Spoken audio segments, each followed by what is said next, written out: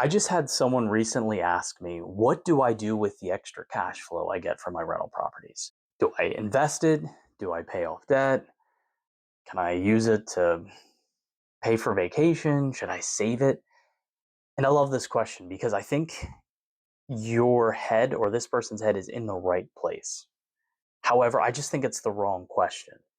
And I want to go over a mistake I made when I first started because I think it'll help convey my answer to this question. So, first off, I started 12 years ago. I purchased this rental property, very small, 4 unit property, and I was cash flowing about 2 grand a year.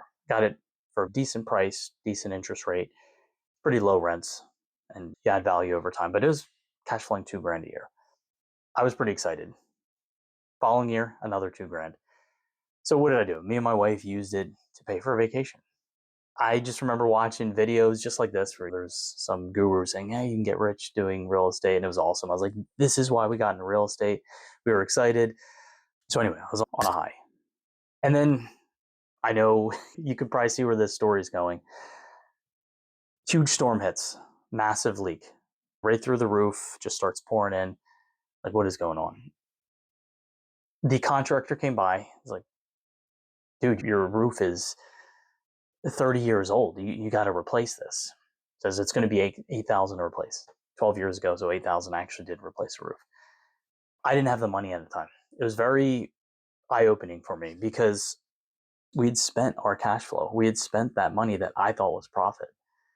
And I then had to inject my own money, and I didn't have the full 8 grand. Just to be perfectly transparent, I could only afford half of a roof at the time.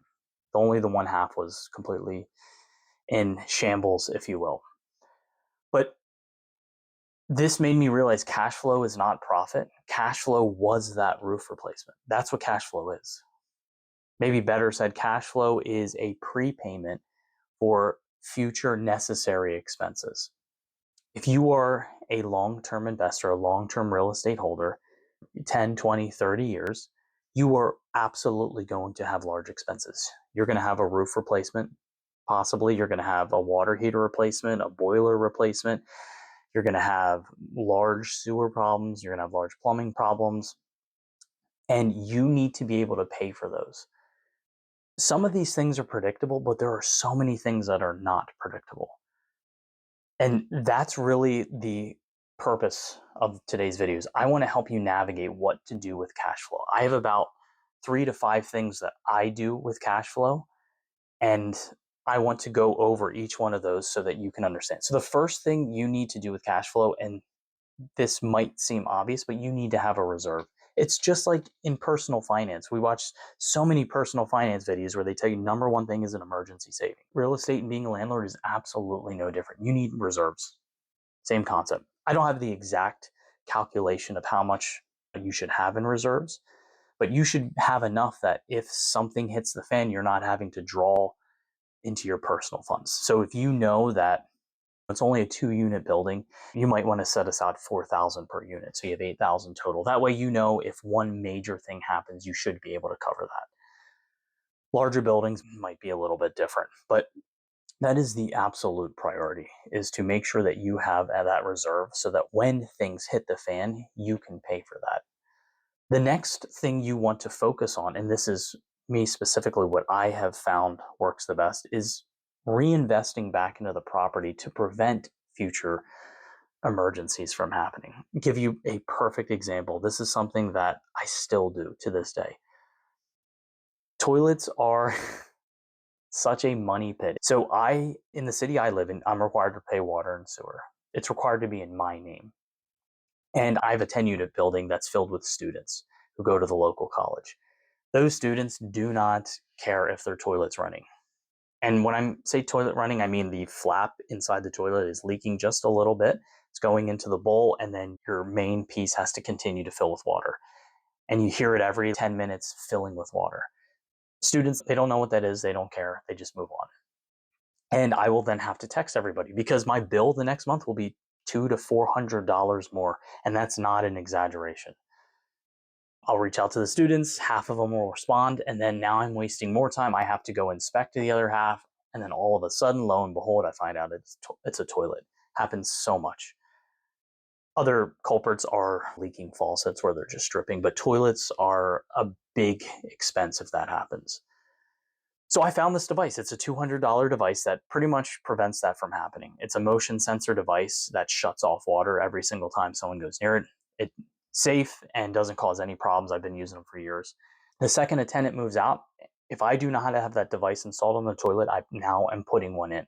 So that way, soon I will have all of my units with this device. It's that kind of thinking that prevents future large expenses. That device pays for itself over a 10, 15-year period because I guarantee that toilet's going to do that. The flappers erode all of the time. So anyway, that is the second thing I do with cash flow. After the reserves are good, I'm looking to be proactive. If I know that a boiler is very old, it's a 20, 30, 40-year-old boiler, I'm going to want to start saving and being proactive now. I'm not going to want to wait till it dies.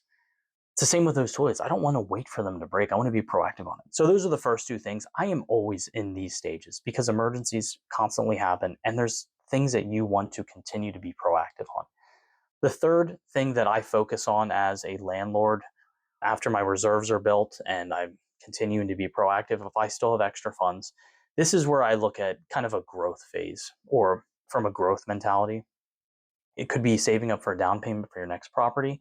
So that way you're ready to go when something becomes available or there's an amazing deal. For me right now, I'm specifically looking at doing large remodels. If I have a property that, let's say it's a D or C condition, I want to bring it up to a B or an A. And sometimes that requires me to do an entire massive exterior project where I'm bringing it up so it looks nicer, or I'm remodeling the inside. And that's where I'm going to try to save and put that extra funding so that way I'm continuing to add value and improve over time. The fourth item I'm looking to do with cash flow is to potentially pay off debt or invest it. Most of the time for me, I'm not often in this arena because I've been doing this 10 to 12 years.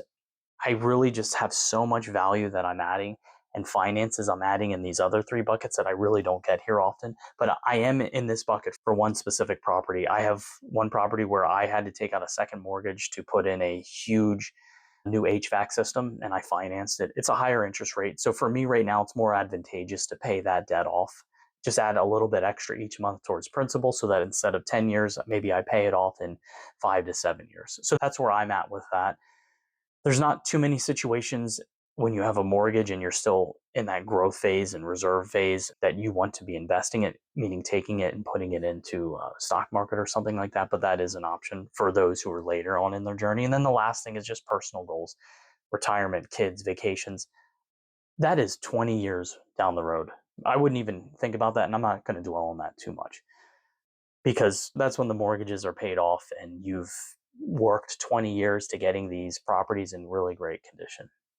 So anyway, that's my framework. That is what I'm doing with cash flow. Just to reiterate, cash flow is absolutely not profit, can be, but while you're going, it is not profit until we've taken care of all of these other steps. Cash flow is just a prepayment for future expenses, whether that future expenses in the state of a reserve because you're starting to build that and you're not sure what's going to happen, or if it's for capital expense you know is coming. You have a roof that's 30 years old or a boiler that's 30 years old and you're ready for that. That's where that cash flow is going.